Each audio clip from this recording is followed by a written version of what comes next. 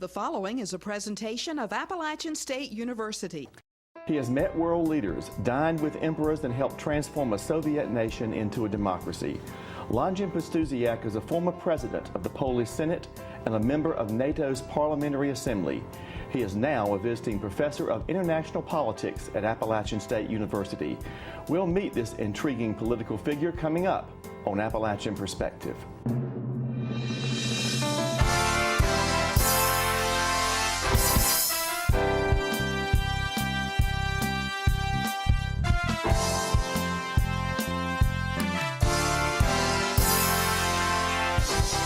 Welcome to Appalachian Perspective. My guest today is Longin Pastusiak, a leading political figure in Poland. He is teaching this year in Appalachian's Department of Political Science and Criminal Justice. Welcome, Longin. It's an honor to have you on our campus. Well, thank you. It's a great pleasure to be on this interesting program. Well, first, I understand that you are celebrating the 400th anniversary of Poles in America. Tell us about your country's connection to Jamestown and the first civilized demonstration in North America. Well, indeed, this year we celebrate 400 years since the arrival of the first Polish people to North America. They arrived just 1 year after Jamestown was established, and they were skilled labor, we can say. They produced tar, they built the first wells, they built also first glass mill. But you rightly pointed out that they also, in 1619, when the British Crown led the settlers to establish local self-government by the House of Burgesses, they deprived Poles the right to vote and to run for this office. So how the Poles behaved? They behaved like today. They organized the first strike ever recorded on North American soil, and it was a successful strike because in 1621 the British Crown granted Poles the right to vote and the right to run for this House of Burgesses. But there is, if I may use this little hypothesis also connected with the first Polish people, there is nothing more than American than baseball. And when I first time saw baseball in the United States, when I was a graduate student here at the University of Virginia, it reminded me of the medieval old Polish game, which I used to play as a kid. And we play with two sticks, one longer stick, one shorter stick. You hit with the longer stick, the shorter one, the shorter flying, the guy standing outside is supposed to catch, throw against you. Then when I saw baseball, I thought maybe, since this is medieval Polish game, maybe the first Poles taught the British gentlemen at that time how to play palant, and out of this baseball developed. Yes. Then I consulted American historians of baseball, and they threw cold shower on my head. So, oh, you Poles would like to invent everything. Baseball comes from the cricket, not from Polish palant. Okay, so you did not invent baseball, but you did have the first demonstration in America. Yes, and we are very proud of it because your legal system is based on precedents, and this was the first civil rights demonstration in North American soil, and a very successful one. Longin, you are a very well-recognized and well-respected world figure in politics, but you're here in an academic setting, and academia is always in your past here. How did a person, a university professor, get so involved and have such influential leadership in your country? Well, I'm basically academic and politician, as I say, by accidentally winning 4 times elections. When in 1991 we had the first free elections to the lower house, my friends were telling me, say, Longin, you studied in the United States. You know how American democracy is working. Now when Poland enters the road to democracy, is a young democracy, you should contribute with your experience, your knowledge, to build Polish democratic system.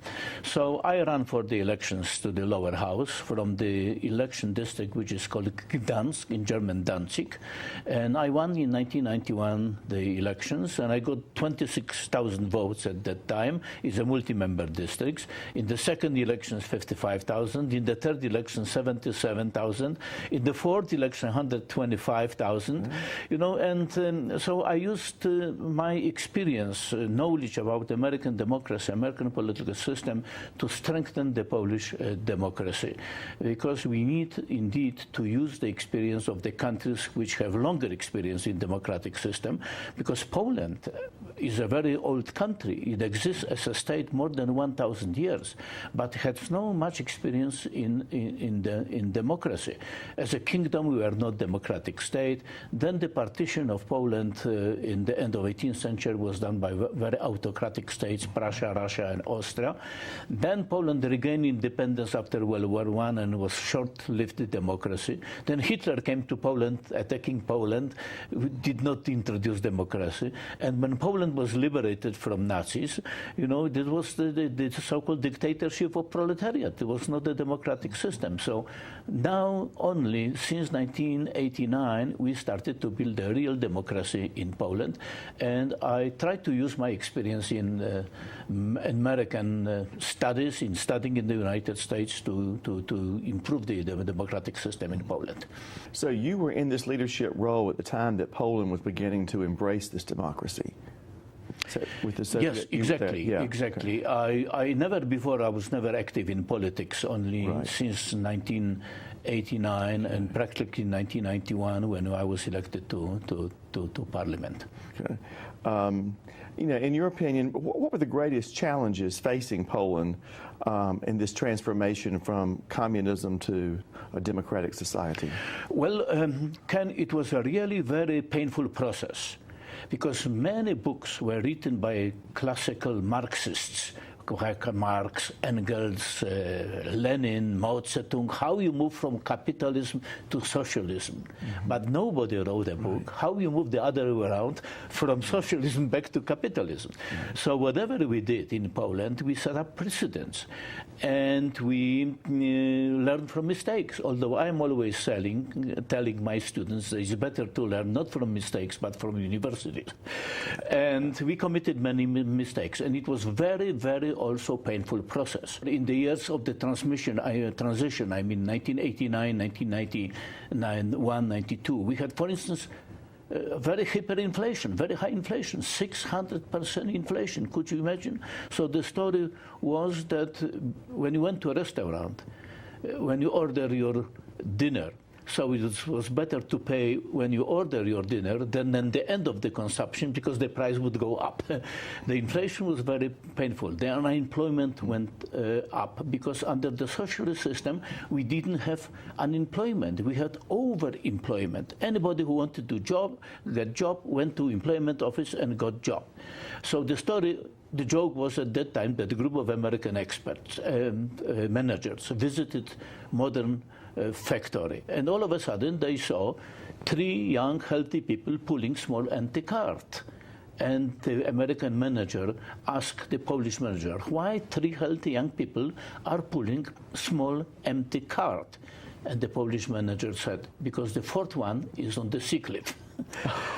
You know, today, if this same group of American managers would go to the same factory, they would see only 1 man pulling small empty cart. 2 other will work in other sectors of economy, and the 4th will be unemployed. So we have structural unemployment. Poland today has one of the highest unemployment in Europe, around 11%. And this is a structural unemployment. So this was the challenge also for us, how the transition. Then, of course, how to build a democracy, how to establish multi-party system, stable party system, the right of freedom of expression, freedom of association. So, but this process went very, very quickly. The problem was that there was not ability of the government to fulfill the economic expectations from people, because when you grant people a right to associate themselves, freedom of association, freedom of speech, they have rising economic expectations, and the governments are not able to fulfill those economic expectations so quickly as political freedoms. So as a result, there is constant change of governments every elections in East Central European countries. There is only one case in Hungary last year, when the same party was returned to power again.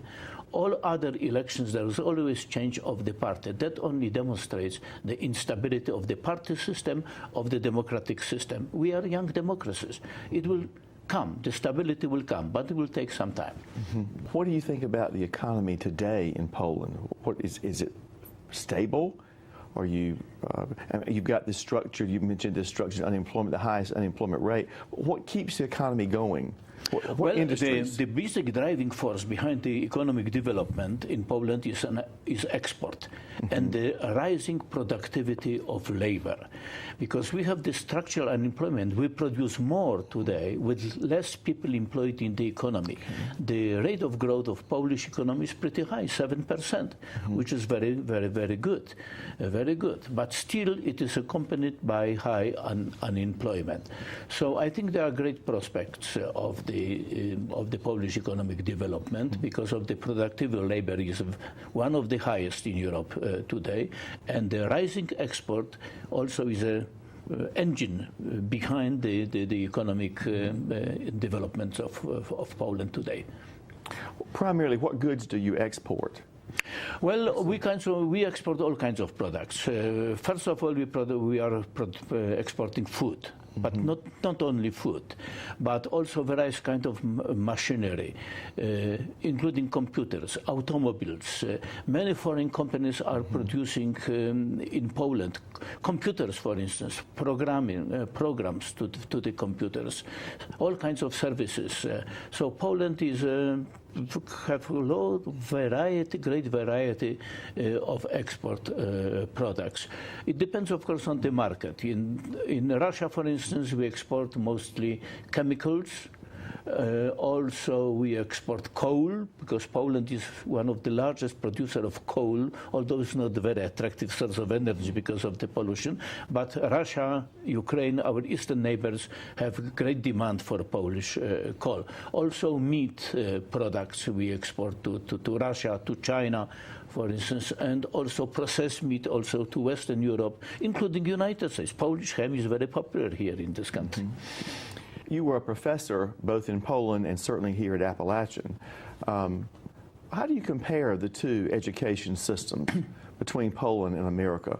How do you characterize the students that you have here at Appalachian compared to those in Poland? Well, I enjoy very much teaching here, and I enjoy American students. One of the greatest differences is here that the students are very active. They ask questions, and they hesitate to ask professor a question. In Poland, the students are a little bit shy, but here they have courage to ask. And I am always telling them there are no embarrassing questions, there could be embarrassing answers only. If you ask about the weakness, if I compare the American students generally with the three basic weaknesses of the American students in comparison to European students are lack of foreign languages, lack of knowledge of foreign languages. Secondly, they are weaker in the world history. They are very good in American history, very, very good also in the local history. And third, geography. Geography is also, I think, because they don't. Geography is in many high schools throughout the United States is an optional subject. It's not compulsory, not mandatory. So they are weak in geography here. But generally, I think they are very curious, they take notes, they ask questions, and they do their homework, which I also like. In Poland, the American education system has one advantage over European education system. In Poland, in Europe generally, in Poland also, the students work during the end of the semester, during the examination session. Here, the system is designed in such a way that it forces the student to work steadily. So to say, every day they have to do their homework, and I like that. And generally the American education system is rated very high. According to the statistics, among the first best universities in the world are 8 are American universities. And among the 50 best world universities around the world, 30 are American universities. So I think the American higher learning education system is very well rated in the world. I certainly understand the part that you said about the students that are from other countries seem to know more about world history than we do in America. From my travels, as I go abroad, I find that people know a lot more about my country than I know about their country. Well, of course, you represent the superpower, you represent the most important country, and for the interest of other countries is to know this situation in the United States, to know American history, American politics, and to work for good relations of their own country with the United States. So there is no, we shouldn't be surprised that we Europeans know more about America than the Americans about Europe or other parts of the world. Now, you came to America for some higher education training, as I understand, and you came on a special scholarship program, I believe. Yes, it was long ago. It was 1958. Exactly half a century ago, 50 years ago, Poland was in a unique situation because Poland was the only Soviet bloc countries which had this exchange program with the United States. This was after the Polish politicians liberalized the system, political system in Poland, and Eisenhower administration encouraged Poland to be more independent from the Soviet Union.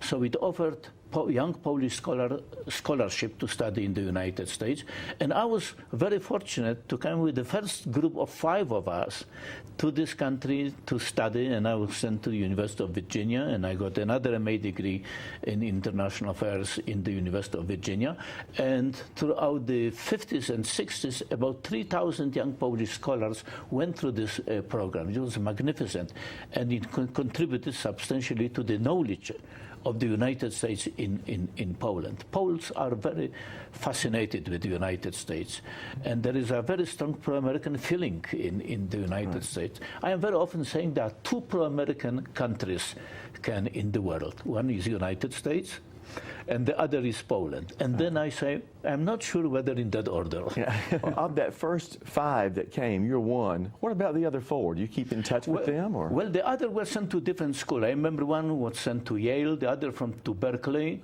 and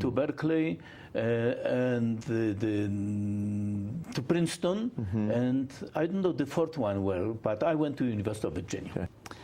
Now, I also understand that while you were studying journalism in the United States, that you became recognized by the United States Department of State. Is that right? They recognized you? Well, I studied in School of Journalism, Warsaw University, and I was editor of the student paper called Horizons. And our student paper, that was in the late 1950s, we were supporting the Hungarian Revolution. And the government, and particularly the Soviet government, didn't like it. And also, I wrote an article appealing after in 1957, before I came to the United States, appealing to the Polish government to open American Library and American Culture Center in Warsaw. And this was irritating to the Soviet Union, so the government decided to close the newspaper. And I have done a little discovery here in Pune, if I may. Going through the archives, microfilms on Polish-American relations, I found that Secretary of State John Foster Dulles asked American ambassador about this newspaper, why it was closed. And then the American ambassador responded in a top secret dispatch to the Secretary of State, John Foster Dulles, that yes, it was closed because the newspaper supported the Hungarian Revolution, and as 4th year student of journalism named Longin Pastusiak, wrote an article appealing for opening of the American Culture Center in Warsaw. The American Culture Center in Warsaw was working since 1946 up to 51, but during the peak of Cold War, 1951 was closed. So I thought now, when we have improved the relations with the United States, the Culture Center should be opened. Longin, you've been at Appalachian for some summer programs. This is your first, I believe, full academic year appointment that's here. What got you interested in Appalachian? How did we first have the honor of getting you to our campus? Well, the origins come from 1991. I attended the World Congress of International Political Science Association in Buenos Aires, in Argentina, and I was elected vice president of IPSA, International Political Science Association, and there was a Appalachian ASU professor, Don German, Yes. in attending the Congress, and he had a panel on East Central Europe. And he heard there is somebody from Poland, so he invited me to join his panel. And so we got acquainted with ourselves. Next year, the group of Appalachian, I think, faculty and administrators were visiting Europe, including Poland, and they knew my telephone number from Professor German. So when they arrived in Poland, they called me and they asked to meet with me. And I was already a member of parliament, so I invited them to Polish parliament building, and I addressed them about the situation in Poland. And they evidently liked that presentation, because one of them, I think it was Professor Clinton Parker, if I remember correctly, said, "Would you like to come and teach in Appalachian?" I said, "Well, I am parliamentarian, I cannot, but how about summertime here?" They said, "Well, what is the term? What is the time of your summer session?" It happened that the summer session here coincided with the Polish parliamentary vacation. So for 14 years I was coming here, and I enjoyed teaching here. Tell you, I enjoyed the landscape here, I enjoyed the natural environment here, and human environment. People are very friendly, smiling, very friendly, and it's fantastic. In Poland we have some conflicts always between the professors. You know, by the way, when the two Polish professors agree with each other?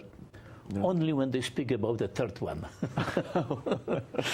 And here I like it's a relaxing, and it's a good library, good university, and I enjoy it. I'm very proud to be here and to teach. Well, we're proud to have you here. And I know you have encouraged many of our students to visit your country as well. You've hosted Appalachian delegations in Poland. We want to do more of that. Do you think that's important to a university's education, to provide those international opportunities for travel? Absolutely so, yeah. And I'm very much amazed how much is being done here in ASU in terms of internationalization of the university and the cultural diversity, what is called here. And this is very impressive. And I see this in the period of 15 years, this progress which was done.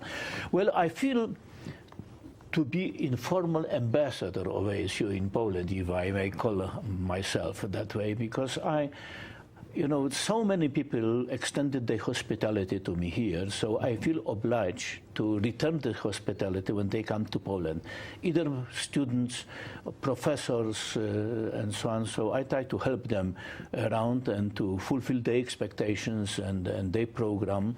And I'm very glad to know that many students, my former students from past years, write still to me.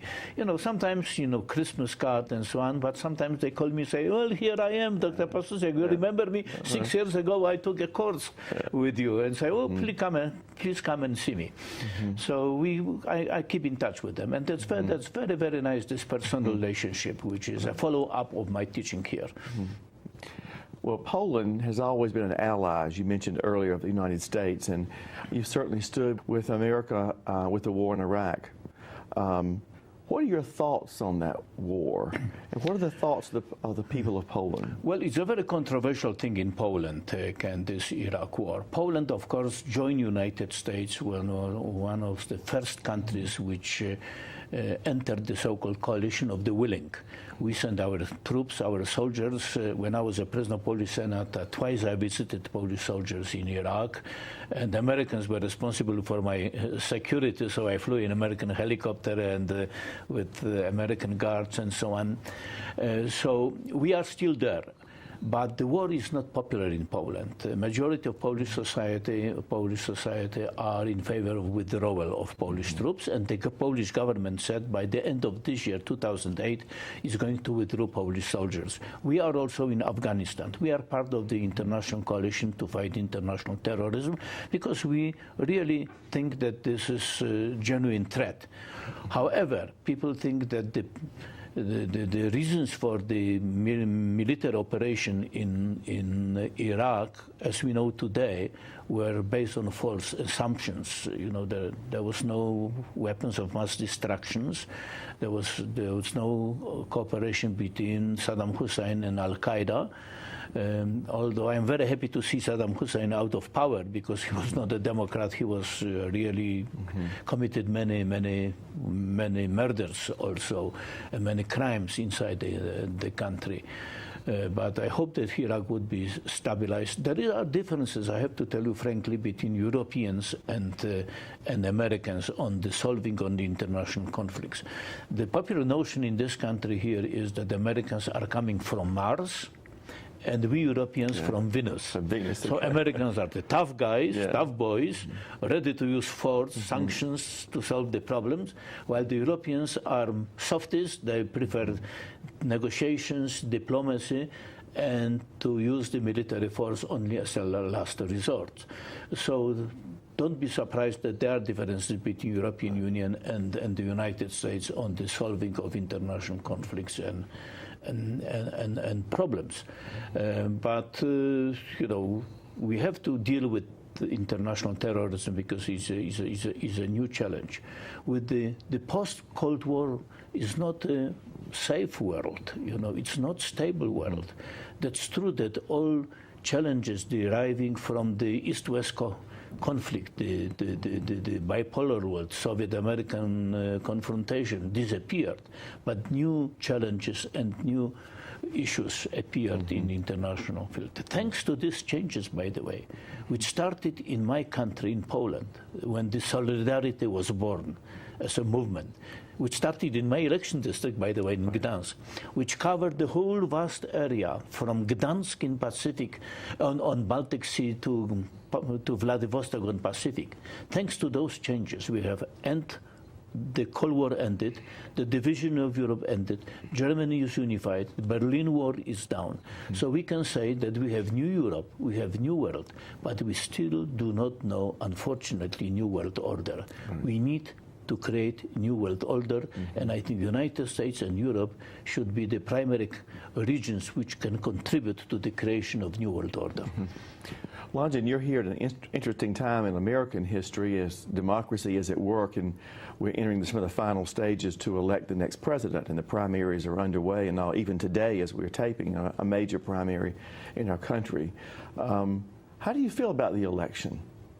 Who will be the next American president? I wish I had the answer to it, but from the Polish perspectives, there's no much difference who would be the next president of the United States, either a Democrat or a Republican, because the Polish-American relations are based on such solid factors that regardless whoever is in the White House, the Polish-American relations are going to stay as very good ones, and there are no major issues, although there are some issues in Polish-American relations, but they are very stable, and there is really, as I said earlier, very strong pro-American feeling in Poland because of historical factors, and of course because of the mutual interests which we have today.